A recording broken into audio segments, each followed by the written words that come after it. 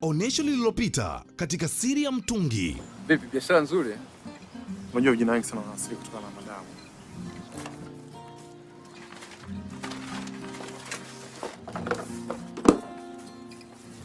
Nimekuletea simu hii.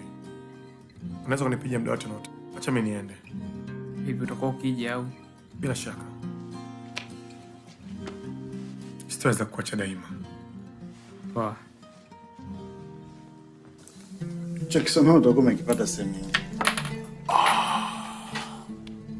Farida. Dawa nyingine? Dawa gani? Unajifanya hujui. Naboresha biashara yangu. Inabidi sasa mambo yasonge mbele, isiwe kama ilivyokuwa zamani. Mshirika wako. Mshirika wangu kibiashara? Kibiashara tu kula. Hapana. Nimeamka. Nataka kuwa nesi msaidizi.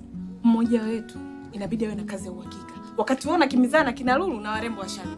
Mara ngapi nakwambia mimi sifanyi hayo mambo unaosema mimi nafanya, mimi sifanyi. Jamani, mimi namtaka mke wangu tu basi. Nataka ukapime. Nikapime nini? Virusi vya ukimwi. La sivyo mimi na wewe tumemalizana.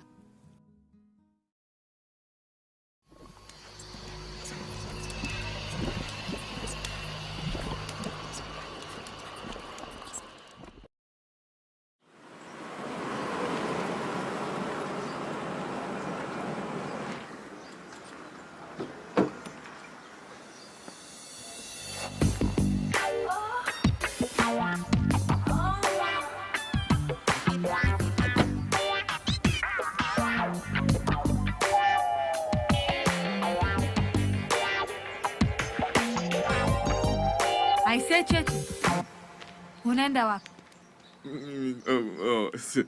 Mimi siendi popote. Nimemleta huyu binti akushughulishe, unamfahamu? Hapana, tufahamiane. Mambo dada? Yoleta hapa ni kifaa kikubwa kinachokuja Afrika Mashariki. Au na shughuli nyingine? Kama ni kazi sawa tu. Ni kazi Cheche.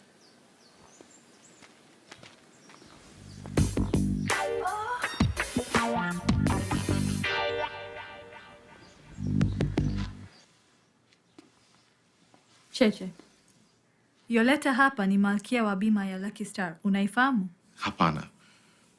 Kuna lazima wote kuifahamu. Lucky Star wako kila sehemu. We got you covered. Ni tangazo la kijanja sana. Na Yoleta hapa ni uso wa hilo tangazo. Au unaweza ukasema mwili wa hilo tangazo. Anacheza nafasi ya mwanamke anayeanza maisha bila nguo. Kisha anakuwa covered na Lucky Star.